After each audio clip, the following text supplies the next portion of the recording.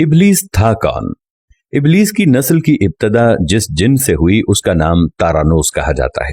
तारानोस इब्लीस से 1,44,000 साल कबल दुनिया पे मौजूद था।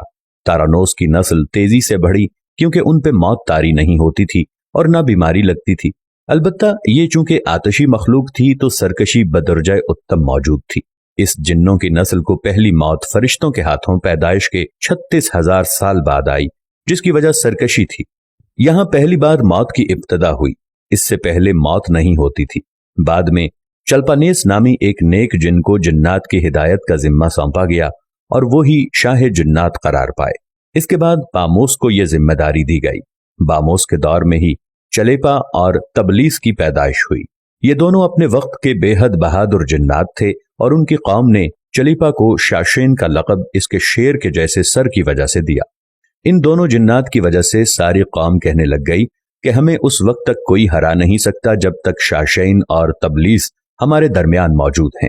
इन दोनों की वजह से कौम के जिन्नात आसमान तक रसाई करने लगे और तीसरे आसमान पर जाकर शरारत कराते थे।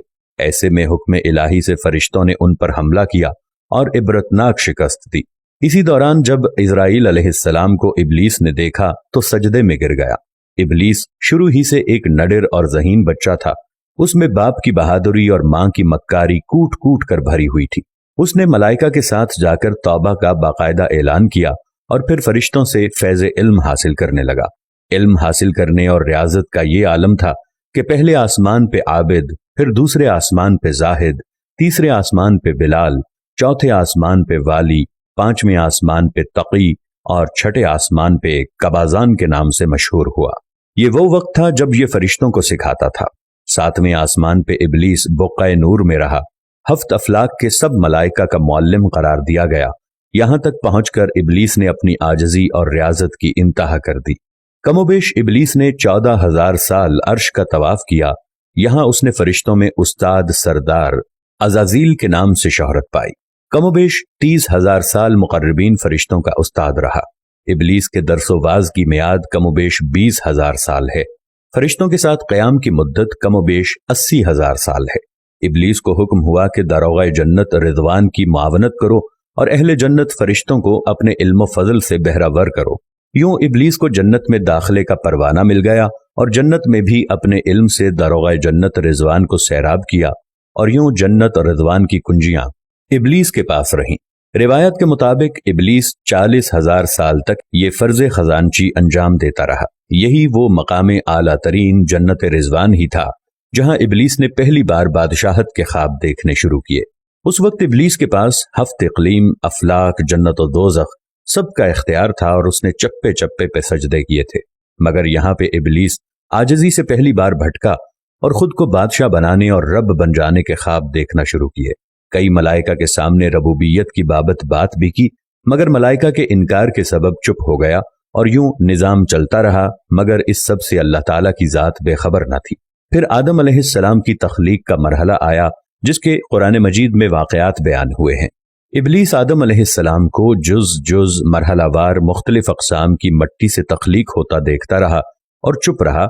मगर जैसे ही उसे ये मालूम हुआ कि ये आदम अलैहिस्सलाम अल्लाह ताला के नायब हैं तो उसने वावेला किया, इबादत और इताअत का वास्ता दिया। फिर तंज किया कि मुझ जितनी इबादत किसने की, और आदम अलैहिस्सलाम को सजदा करने से इनकारी हो गया। तब अल्लाह ताला ने कहा, निकल जा शैतान मरदूद। लानती करार पाने के बाद इब्लीस ने अपनी इबादत और रियाजत का रब्बे करीम से एवज मांगा, जिस पर अल्लाह ताला ने इब्लीस को एक वक्त मालूम तक मोहलत फराहम की, जिस पर इब्लीस ने औलाद आदम को सिराते मुस्तकीम से भटकाकर अपना पैरोकार बनाने का दावा किया, जिस पर रब्बे करीम ने फरमाया कि जो मुत्तकी और परहेजगार होंगे तो उनको गुमराह तू नहीं कर पाएगा। इब्लीस के इस लानती काम में उसके 5 साथी हैं। नंबर 1, सब्र। इसके इख्तियार में मुसीबतों का कारोबार है, जिसमें लोग हाय वावेला करते हैं, गिरेबान फाड़ते हैं, मुंह पे तमाचे मारते हैं और जाहिलियत के नारे लगाते हैं। नंबर 2, और ये लोगों को बदी का मुर्तकब करता है और बदी को लोगों पे अच्छा और पसंदीदा करके दिखाता है। नंबर 3, मसव्वत। ये किज़्ब, झूठ और दरोग पे मामूर है, जिसे लोग कान लगाकर सुने। ये इंसानों की शक्ल अपनाकर उनसे मिलता है और उन्हें फसाद बर्पा करने की झूठी खबरें सुनाता है। नंबर 4, दासम। یہ آدمی کے ساتھ گھر میں داخل ہوتا ہے اور گھر والوں کے عیب دکھاتا ہے اور آدمی کو گھر والوں پہ غضبناک کرتا ہے۔ نمبر 5 زکنیور، یہ بازاروں کا مختار ہے، بازاروں میں آ کر یہ بددیانتی کے جھنڈے گاڑتا ہے، بازاروں میں برائیوں اور فحاشی پہ ورغلاتا ہے۔ ابلیس کا آدم علیہ السلام کو سجدے سے انکار کا جزیہ حسد تھا کہ جس نے اسے مجبور کیا کہ میری جگہ آدم یعنی خاک کو کیوں ملی۔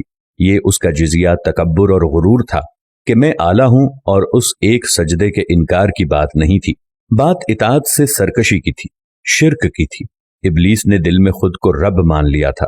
اسی شرک عظیم کی بدولت ابلیس تا قیامت رسوا و لعنتی ٹھہرا اور اولاد آدم کو بھٹکانے کے لیے آزاد قرار پایا۔ حاصل نتیجہ یہ ٹھہرا کہ رب کریم کو انسان کی عبادات، عاجزی، علم و دانش سے کچھ غرض نہیں ہے۔ رب کریم صرف دیکھتا ہے کہ دل میں اطاعت و فرما برداری کتنی ہے۔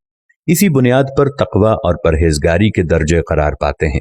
اللہ کریم ہمیں اپنی نیت کو درست رکھنے کی توفیق عطا فرمائے، آمین یا رب العالمین۔